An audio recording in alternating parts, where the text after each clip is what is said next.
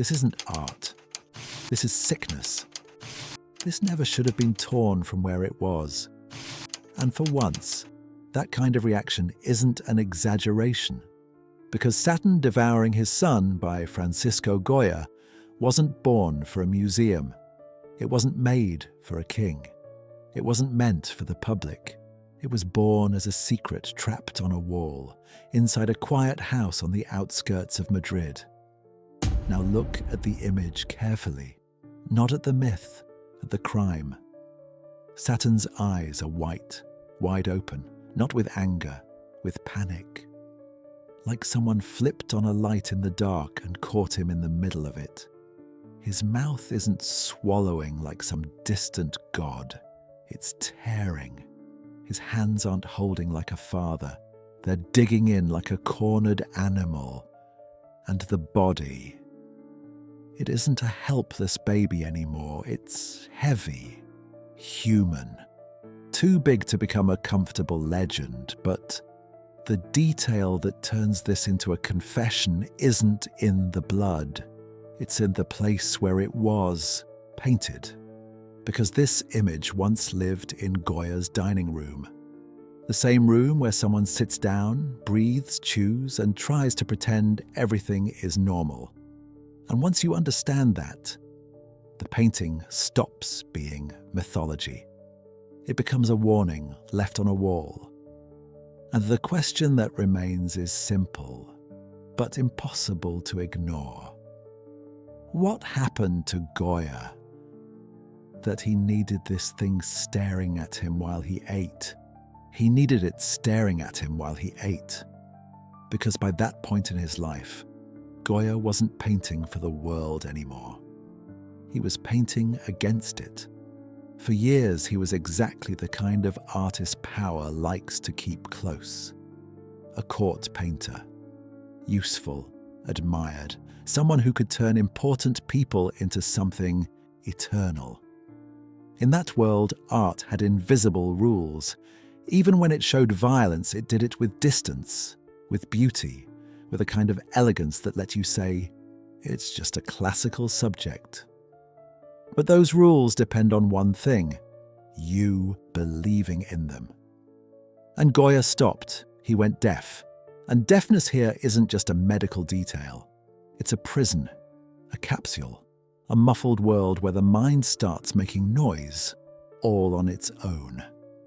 When he painted what we now call the Black Paintings, he wasn't chasing approval. He wasn't obeying a patron. He wasn't polishing anything for someone to buy. He painted directly onto the walls of his own home, the Quinta del Sordo. No frame, no excuse, no audience. And that's why Saturn doesn't look like a divinity. He looks like a man caught in the worst moment of his life. Because Goya takes the Roman myth of Saturn, the god who devours his children out of fear of being overthrown, and destroys the one thing myth usually provides: comfort, context, distance. He strips it all away and leaves only what matters: hunger, fear, flesh. And once you realize this painting wasn't a performance for anyone, it becomes something else. It becomes a private record. Proof that inside that house, Goya wasn't trying to tell a story. He was trying to survive his own mind. But survival has a cost. And the clue to that cost is hidden in the most wrong detail in the entire painting. Because the child Saturn devours doesn't look like a child at all. He doesn't look like a child because Goya didn't want this to be read like some distant story. In the myth, Saturn devours newborns. The act is monstrous but almost mechanical, swallowing them to prevent a prophecy. A kind of clean violence, at least in a mythological sense. Goya replaces that with something else. Look at the body in the center of the composition. It isn't a tiny baby you can erase in one bite. It's already grown, heavy, human in its weight and volume. That makes the scene slower, more aware, more degrading, because now it isn't just devouring, it's tearing. Now look at Saturn's mouth. It isn't closed like someone swallowing. It's wide open, black, uneven, like a hole that doesn't end. And the teeth, they don't feel like part of a symbol. They feel like part of an emergency. The hands confirm it too. They don't hold the victim the way a god would hold fate. They grab the way an animal grabs food when it thinks someone's about to take it away. Fingers digging into flesh. No tenderness, no ceremony, just panic. And then the eyes. This is the point where the painting becomes hard to survive. The eyes are white, wide, almost coming out of the face. This isn't the look of a higher being exercising power.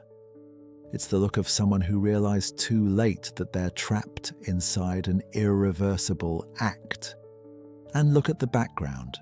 There's no setting, no sky, no architecture, no mythological world to justify what you're seeing.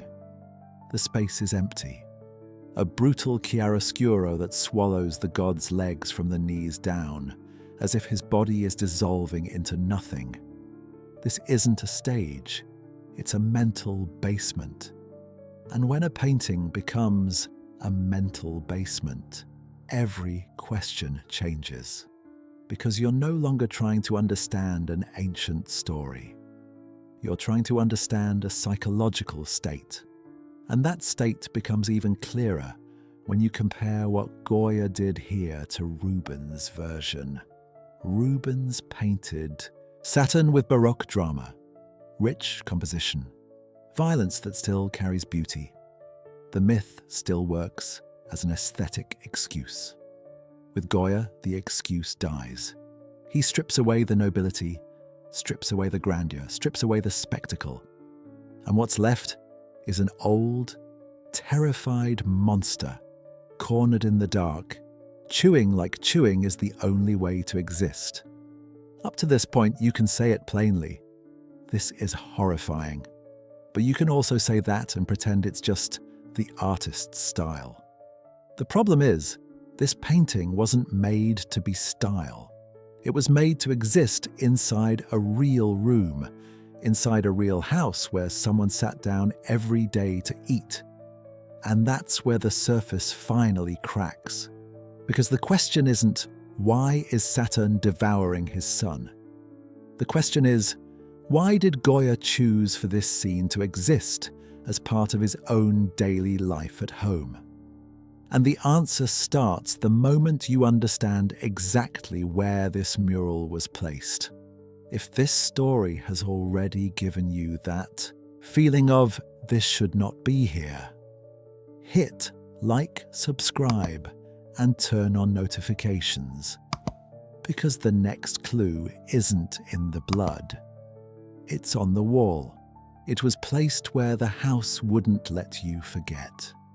Saturn occupied a very specific spot inside the Quinta del Sordo, on the ground floor, on the east wall, to the left of a window, facing the entrance to the hallway. That isn't a nice architectural detail.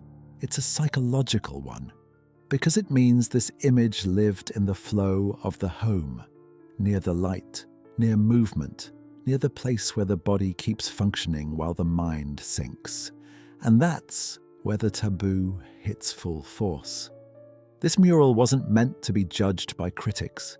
It wasn't meant to be displayed as some refined allegory. It was part of the interior decoration of a house, meaning it lived inside the most intimate and most human space there is, the everyday. And Goya made a point of poisoning that everyday life with cannibalism, with fear, with the unbearable idea that time, power, and old age don't just win, they devour. And here another reading comes in, one that appears again and again with this kind of work, the association of Saturn with melancholy and destruction. Psychoanalysis sees this image not just as a mythological god, but as a symbol of destructive impulse, of internal collapse. Notice how Saturn doesn't seem to celebrate what he's doing. He seems to suffer through it, like he's being forced to devour in order not to disappear.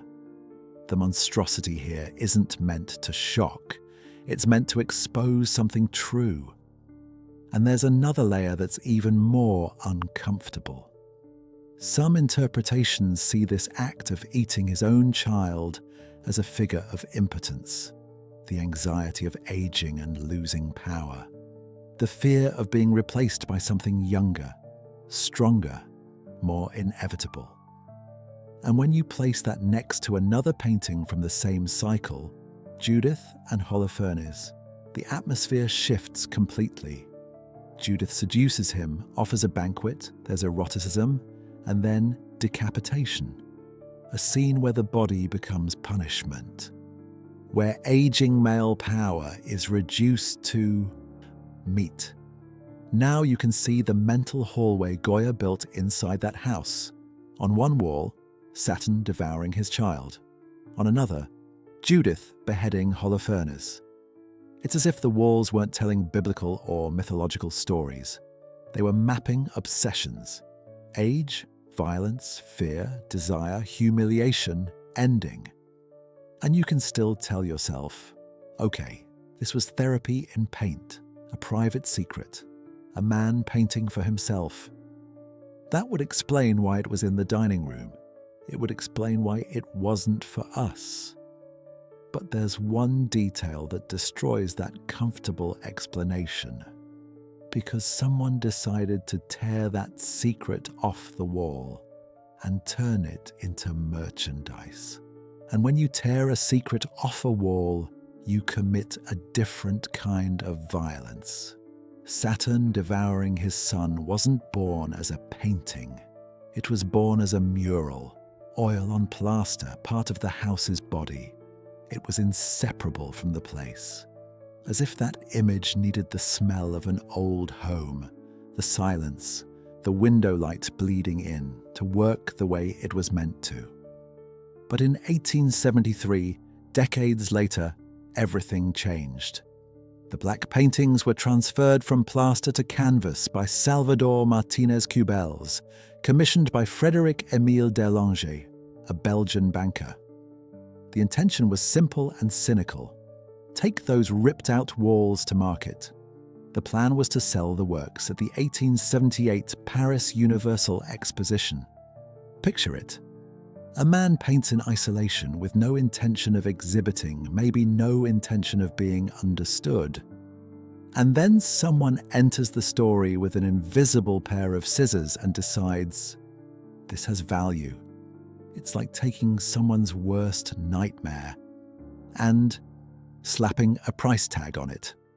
But the attempt failed. The paintings didn't attract buyers. The world didn't want to take Saturn home. So Derlanger made his final move. In 1876, he donated the paintings to the Prado Museum, where they're displayed to this day. And this is where the moral crime becomes a historical crime. Because the work undergoes an irreversible transformation. It leaves private space and becomes public heritage. It leaves an environment and becomes an object. It leaves a wall and becomes a canvas. And with that, what was once a confession starts getting treated like a subject, like a movement, like a chapter in art history. The museum gives it distance, it gives it safety, a frame, a label.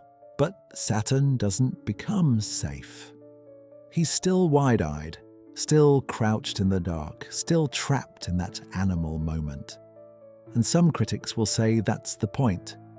Compared to Rubens's version from 1636, painted for the Torre de la Parada, Goya's violence is far greater, almost stripped of any mythological excuse, as if it's anticipating expressionism. Like the painting was ripping the mask off good taste before modernity even arrived. But the hardest truth is something else. Expressionism is just a pretty label. What Goya did here is simpler and more terrifying. He painted pure human fear, unfiltered, without poetry. And that kind of fear doesn't belong in a gallery.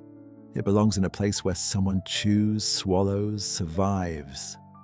And now, finally, we can answer the question in the title. But the answer only makes sense once you understand the dining room wasn't a setting. It was the evidence. It was evidence because the dining room is where life pretends it goes on. You sit down, you chew, you swallow, you talk. You try to make the world feel normal, even when everything inside you is collapsing. And that's exactly where Goya put Saturn.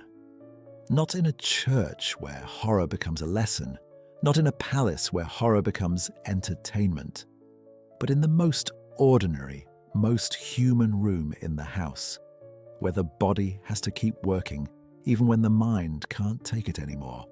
That's why he painted it in the dining room, because that image wasn't a spectacle for visitors. It was a mirror for him, a daily reminder that time devours everything. And sometimes what time devours first isn't youth or strength. It's hope. In the myth, Saturn devours out of fear of being overthrown. In real life, what haunted Goya feels more intimate. The fear of aging, of losing control, of being eaten alive from the inside. The fear that power, the country, even the mind itself, will make the same horrifying move, consuming the future so it never has to face the fall.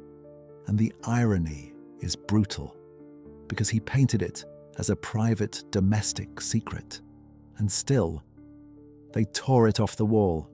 They tried to sell it. They failed. And then the museum claimed it and turned it into history. Today, you can see Saturn at the Prado under controlled lighting with the comfort of knowing nothing can jump out of the canvas. But the painting still defeats that protection. It still feels forbidden, still feels caught, still feels wrong. And maybe that's the real curse of the black paintings. They weren't made to be understood. They were made to exist, to hold up one man when no one else was there. And that's why the title makes sense. It wasn't for you, it wasn't for the public, it wasn't for applause, it wasn't for morality. It was to survive the silence inside that house. So I'll leave you with a question you can't answer quickly. If you had to sit down every day to eat with those eyes staring at you from the wall, would you call that art, or would you call it evidence? Tell me what you think in the comments. And if this analysis was worth your time, leave a like. If you want to keep uncovering the forbidden stories museums try to bury, don't forget to subscribe and turn on notifications. I'll be reading your replies in the comments. Welcome to Behind the Frame.